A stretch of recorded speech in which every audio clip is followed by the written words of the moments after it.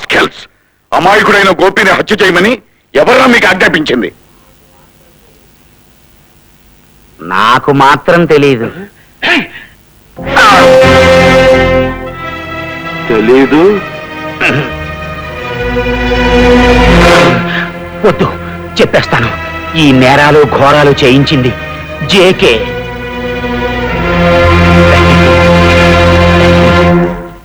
Uncle, వీళ్ళిద్దరిని జాగ్రత్తగా చూసుకోండి. Don't worry my boy.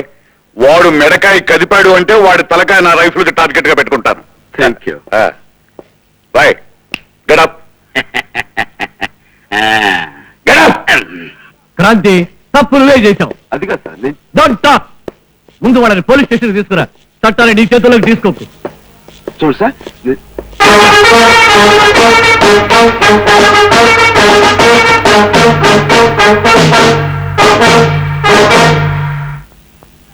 Okay sir.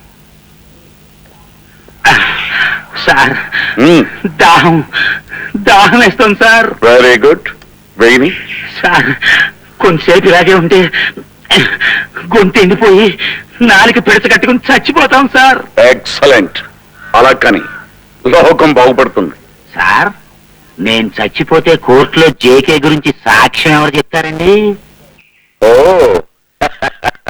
అది పాయింటే. ప్రస్తుతం నువ్వు చావకూడదు. కోర్టులో సాక్ష్యం చెప్పాక హాయిగా చచ్చిపోదు కానీ. అలాగే, ముందు ఐస్ వాటర్ తెప్పించండి. గ్లూకోజ్ కూడా కలుపుకురానా?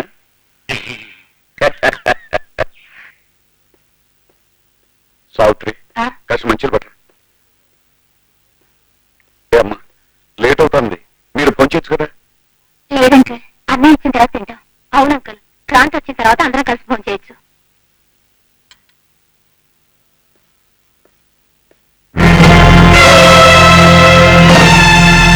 హలో ప్రతాపరావు, మర్యాదగా మా వాళ్ళను మాకు అప్పగించు.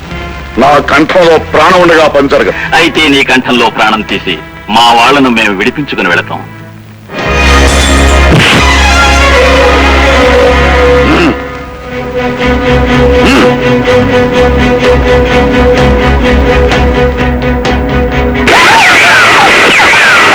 సావిత్రి, పిల్లలిద్దరూ ఇంటి నుంచి జాగ్రత్తగా దాటించే. అదండి, ముందు మీరు వెళ్ళిపోండి అమ్మా. ఆంటీ, నిన్ను వదిలిపెట్టి. మాకేం పర్వాలేదమ్మా, మీరు వెళ్ళండి. జాగ్రత్త.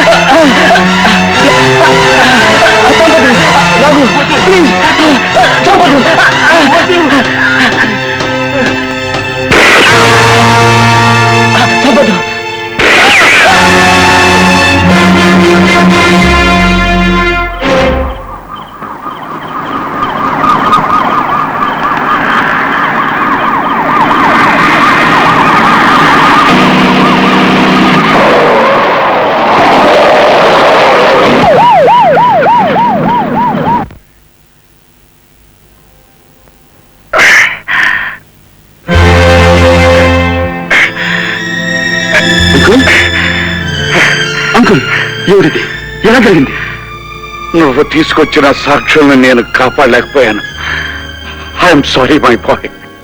అంకుల్, వాళ్ళ ఇక్కడ నుంచి మీకు ఇంత ప్రమాదం తీసుకొచ్చింది నేనే. నా కారణంగానే ఇంత దారుణం జరిగిపోయింది. పదండి, బాధపడకు బాబు. మీ అత్తయ్యను కూడా కాల్చేశారు. నన్ను మీ అత్తయ్య దగ్గర తీసుకెళ్ళి బాబు.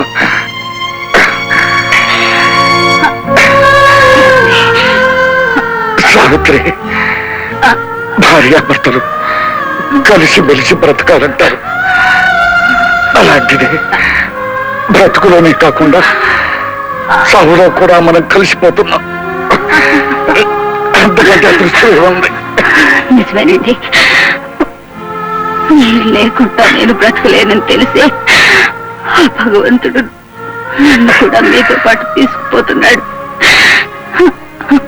మీ చేతుల్లో సుమంగళిగా వెళ్ళిపోవడం నా అదృష్టం. సావిత్రి,